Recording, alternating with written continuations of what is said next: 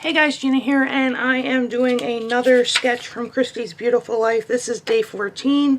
As you know, in previous layouts I've done this month, these are not 4x6 photos, so it's a little, it makes me a little nuts. So, where's my photos? But I did print these 3 cute little pictures of my nephew out, and he's wearing this black, white, and yellow and gray sweater. So again, I'm going back to a color scheme I don't use that often, which is gray and yellow. And so the sketch calls for 3 photos, 3 2 by 3 photos, but I printed mine at 2 by 6. And I think maybe I can cut him off at 3 inches. Let's see what that looks like. I think I'm going to do this as a scrap with me video. Let's see if I cut him at 3 inches. Oh yeah, that'll work.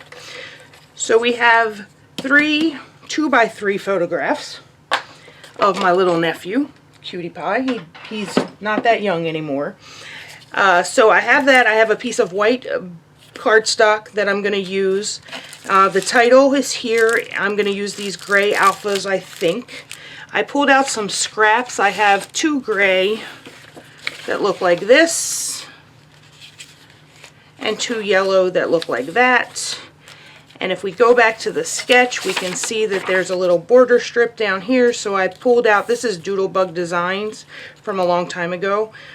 So I can use that as a border strip. And then this large floral pattern paper here, I didn't think, I'm not worried that it's going to be floral next to him, but I don't have any floral that pulls in yellow and gray. So I pulled this printable sheet from Prima, and it's, paintable sheet from Prima. So I thought I might cut a piece of this out to match that large paper that's used there, and then I would use my watercolor pens to color this in my gray and yellow scheme that I need. And let's see, is that all? Oh, and then for the title, I didn't have a round title that I liked, but I like this stitched one. I think this is from Amy Tangerine. It's from American Crafts in some way, and I thought that kind of matched. Maybe we'll cut a gray tag out of some gray paper and then use gray on the background. I'll pull that today off. There is some stitching on this background right here, on this layout right here. I don't know if I'm going to do faux stitching or I'm actually going to bring out the sewing machine and try that. I don't sew very well, so I don't know. We'll probably do some faux stitching, or if I do the stitching, I'll do it by hand. And then there's this journaling here. I don't have a whole lot of journaling to do about these photographs, but I will go ahead and type something up and then cut them in strips after I get the layout done. So, you know, I said I was going to do this as a scrap with me, but I have a lot of different steps that are going to take a bit of time, so I think that I'm just going to put you on fast forward and we will do this as a voiceover. So I hope you guys enjoy, and I will talk to you in the voiceover. Thanks guys. Hey guys, so I started this layout playing around with this tag, and I thought at first that I was going to back it with that dark gray cardstock that's there, and as you can see, I put it against that and it doesn't work. The dark gray doesn't work, and neither does the taupey kind of background that it's already on. So I went to my stash and I got this piece of gray. It's dark gray and light gray paper, and I'm just going to use the tag as a template to cut that out. And I like that silvery and dark gray colored paper much better, because this whole layout, like I said in the intro, is going to be yellow and gray, which again, they're colors I don't use, but I'm really loving the way they look. And then I mess up there with trying to put the reinforcement hole on the hole in the reinforcement onto the tag that I cut out. I punched the hole before I should have, but that's okay. I went and got my circle punch, and I'm going to punch a little bit of this yellow and white polka dot paper, and I'm going to use that as the reinforcer around the hole, and then I'll just punch the hole in the tag again. And then I'm going to, I'm looking at fine liners here, but none of them are full of glue, so I'm going to have to fill them. So I just instead use this Tombow Mono multi glue to put the today back on that tag. And that's all I'm doing there. Just going to place it there. And if I was more confident in sewing than I am, I would have put the sewing stitches back through there, but back through that today word, but I'm not that confident, and so I didn't pull the sewing machine out. Now, I assumed that on this sketch, the part that included all of the pattern papers and things was 10 inches. And so that was just me figuring out from the standpoint of if that entire block is 10 inches, what does, how long do my pattern papers and things need to be? And so there, I pulled that floral, like I said, from Prima, and I'm going to color it in, and I'm going to use a Vicky Bouton watercolor pen to start. So I haven't used them yet, so I have to take it apart and get it going, and then I blob it too much. I get too much of this stuff out. So I'm glad that I had that other little paper there to just use as like a blot paper. And I'm just going to go ahead, and I should have cut some of this out, I think, because it's just a lot of coloring. I'm going to color all of the flowers in yellow, and then I'm going to take a gray and color the stems. And what's going to happen is that a gray does not come. I have the Vicky Bouton and the other ones, Davenport. Yeah, the Davenport ones, and neither of them have a gray. So I will have to figure out what I'm going to do with that, because this was actually super easy to just take this watercolor pen. So what I will do with the gray is I'm going to go get a shimmers in a color of gray, and I'm going to use a watercolor pen to use that shimmers as my color for all of my stems and my leaves and things like that. So it's not true to life.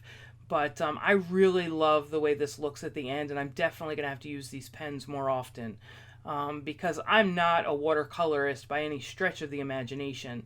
But these just made it so easy to add some color to this paintable by Prima.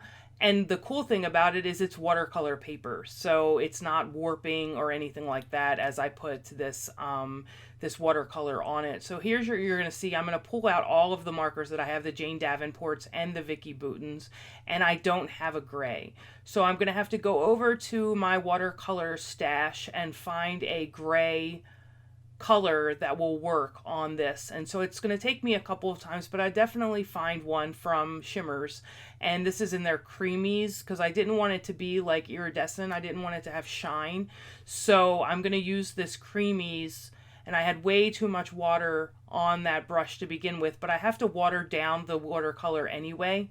I have to get it moving and sort of liquefy it, as you know. So I'm just doing that now. I'm adding some water, and I'm using I'm just going crazy there now. I'm using I'm cleaning off the brush from the yellow, and then I'm just going to use that, I really need to do something about my head in this layout, but I don't have another way to angle that camera right now, so I'm going to have to just see about doing that. I scrap standing up now, and it's hard to angle the camera any other way than just straight up and down. So I finished that painting, and then I decided I need to let that dry, so I walked away for a while actually, and I went and did some work.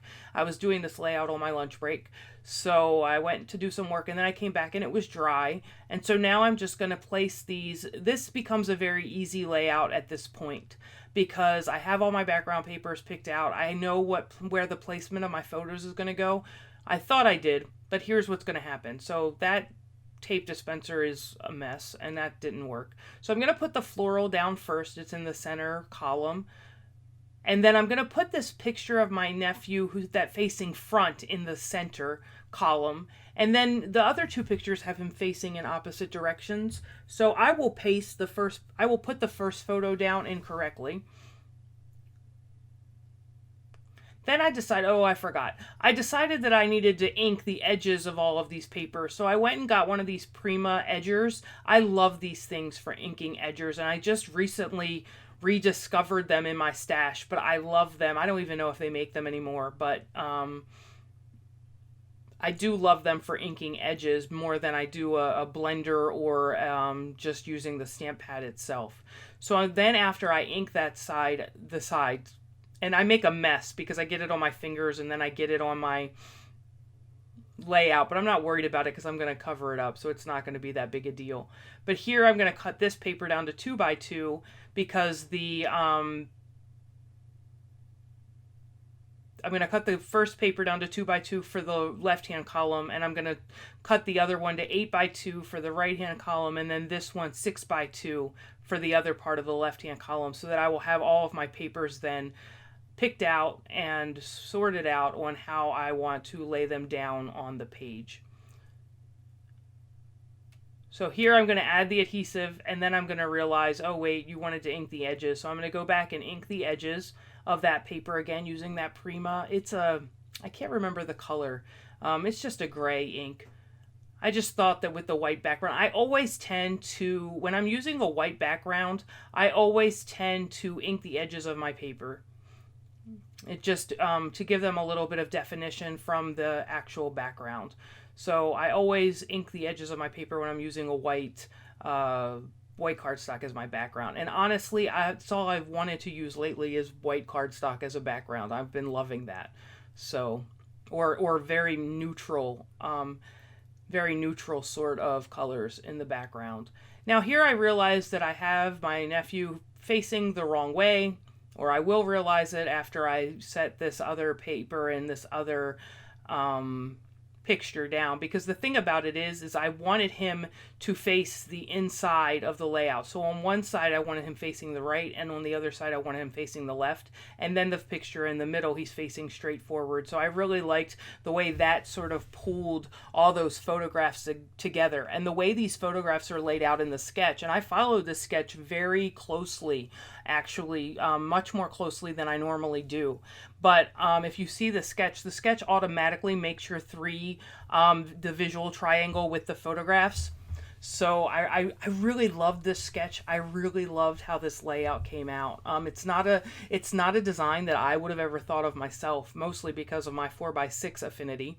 But I do really love this, and like I said, I followed the sketch pretty much to the T where this is concerned. I changed some of the elements, obviously. I didn't use a circle and things like that, but as far as placement of things, I really like the way this laid out. So I went and I got some twine, and I put the twine through the hole in the tag, and then I'm going to ink the edges of the tag, and I'm going to put that up with dimensional adhesive eventually.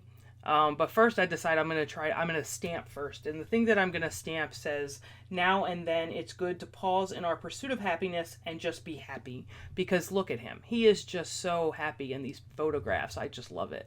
And sometimes, it is. It's kind of like another way of saying stop and smell the roses, Sometimes you just have to give, just give it we're constantly on a pursuit of something, but sometimes you just need to take a breath and just sit back. And one of the things that I think our current situation is doing is telling us that. Just, sit back, relax, let this sort of work its way out. And so life right now is making us take that breath, even if it's not because of something that we want to happen. But life is telling us. So when I was stamping it on the smooth printer paper, it worked out just fine. When I stamped it on the textured cardstock, it didn't stamp as well. And using the clear block, I can line them back up. I should have brought out my Misty to do this better, but it still didn't stamp. So I'm just going to use a gray marker and put in the little pieces that didn't stamp that well so that the text can be read. And now I think I'm going to put that today.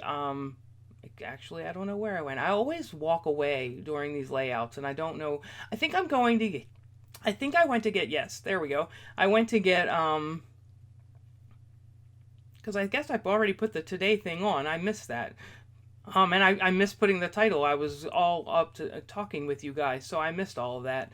So I went and got enamel stars, and I put them down on the layout, and then that is it. So here's a final look at the layout. I really enjoyed making it. I really enjoyed how it turned out. I love that I got to use some a little bit of watercolor on here, and I thank Christy again for all of her inspiration.